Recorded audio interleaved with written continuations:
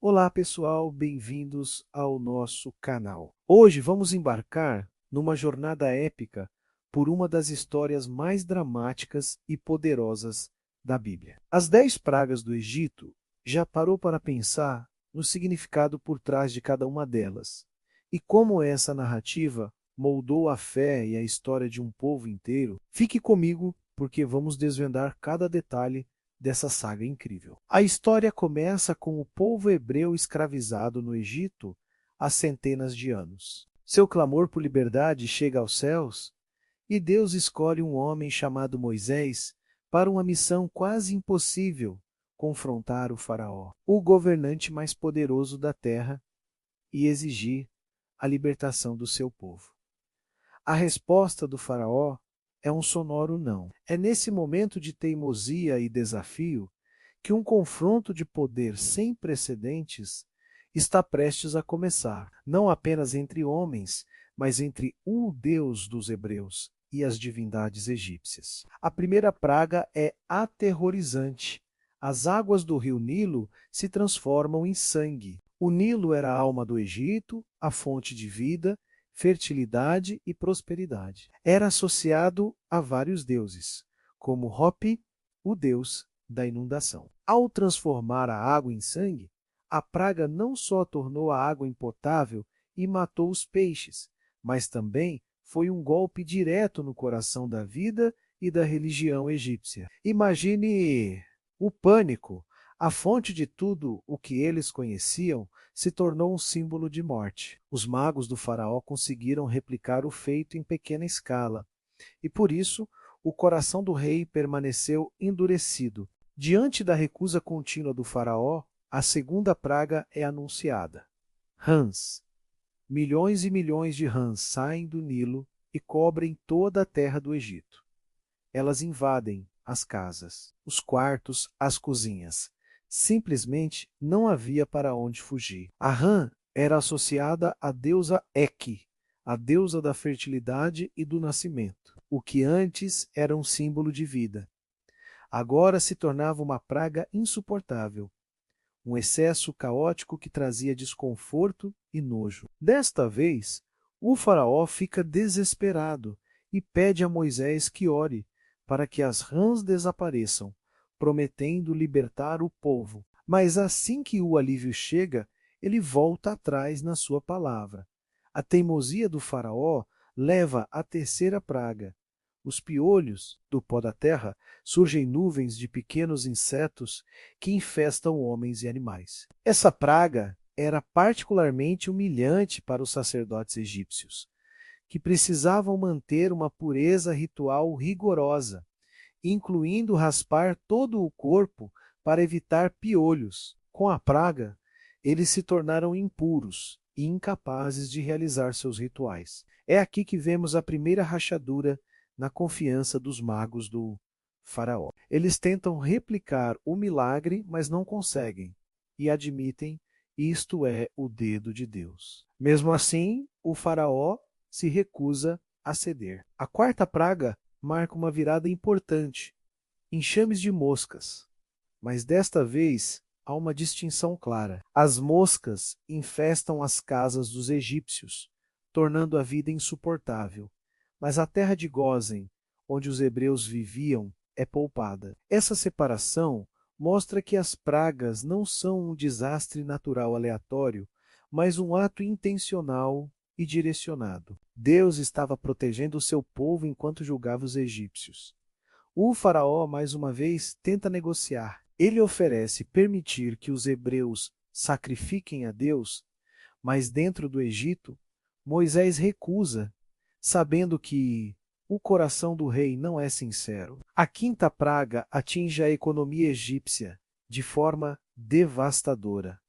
Uma doença misteriosa mata o gado dos egípcios, menos cavalos, jumentos, camelos, bois e ovelhas. O gado era uma fonte vital de alimento, trabalho e riqueza. Vários deuses egípcios eram representados com cabeças de animais, como a deusa Ato, com cabeça de vaca. A morte em massa do gado foi mais um golpe contra o panteão egípcio. mostrando sua incapacidade de proteger até mesmo os animais que os representavam. E mais uma vez a distinção é feita: nenhum animal dos israelitas morreu. O coração do faraó, no entanto, continuava pesado como pedra. A sexta praga é a primeira a afligir diretamente o corpo dos egípcios. Moisés joga cinzas de uma fornalha para o ar, e elas se transformam em feridas e úlceras dolorosas que cobrem homens e animais por todo o Egito.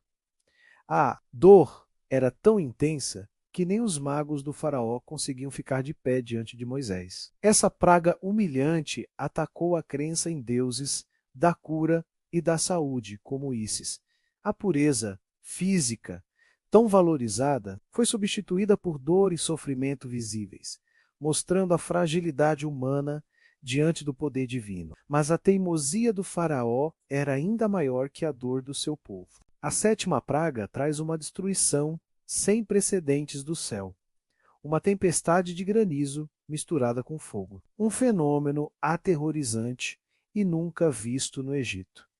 A chuva de pedras e fogo destrói as plantações, quebra árvores e mata qualquer pessoa ou animal que estivesse no campo. Essa praga foi um ataque direto a deuses do céu e da atmosfera, como Nut, a deusa do céu, e Shu, o deus do ar. Antes da tempestade, Moisés oferece um aviso, permitindo que aqueles que temiam a palavra de Deus abrigassem seus servos e gado. Alguns egípcios acreditaram e se salvaram, mostrando que a mensagem divina começava a penetrar em alguns corações. O faraó, apavorado, confessa seu pecado e promete libertar o povo, mas assim que a tempestade cessa, sua promessa se desfaz. A oitava praga vem para consumir o que o granizo deixou.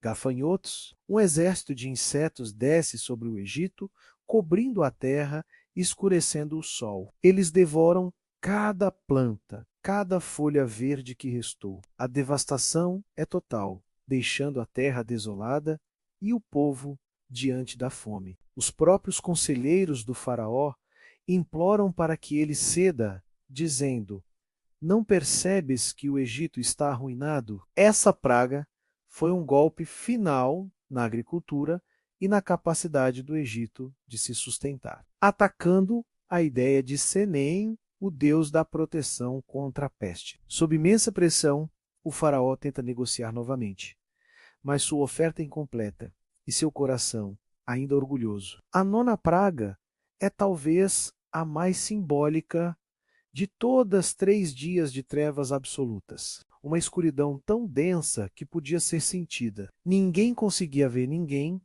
e ninguém saiu do seu lugar por 3 dias. Essa praga foi um ataque direto ao deus mais importante do Egito, Ra, o deus Sol. O faraó era considerado o filho de Ra.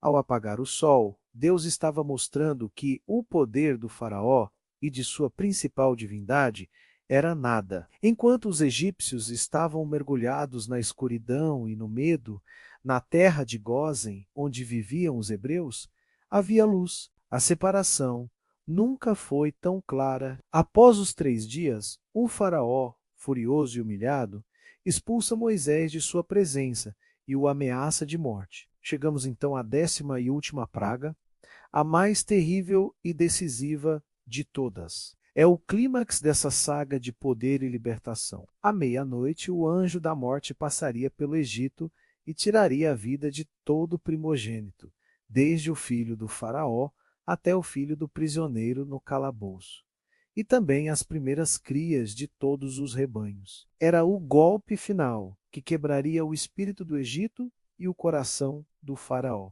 Mas para os hebreus havia uma instrução, um caminho para a salvação. Cada família deveria sacrificar um cordeiro sem defeito e passar o seu sangue nos umbrais das portas de suas casas. Quando o anjo da morte passasse e visse o sangue, ele passaria por aquela casa, poupando o primogênito. Essa noite ficou conhecida como a Páscoa, que significa passagem. Naquela noite, um grande clamor se ouviu no Egito, pois não havia casa onde não houvesse um morto. O próprio faraó Atingido em sua família, finalmente cede, ele chama Moisés e Arão no meio da noite e ordena que saiam do Egito imediatamente, levando tudo o que possuíam. Após 430 anos, a escravidão havia terminado. O povo hebreu estava finalmente livre. E assim termina a história das 10 pragas, uma narrativa poderosa sobre fé,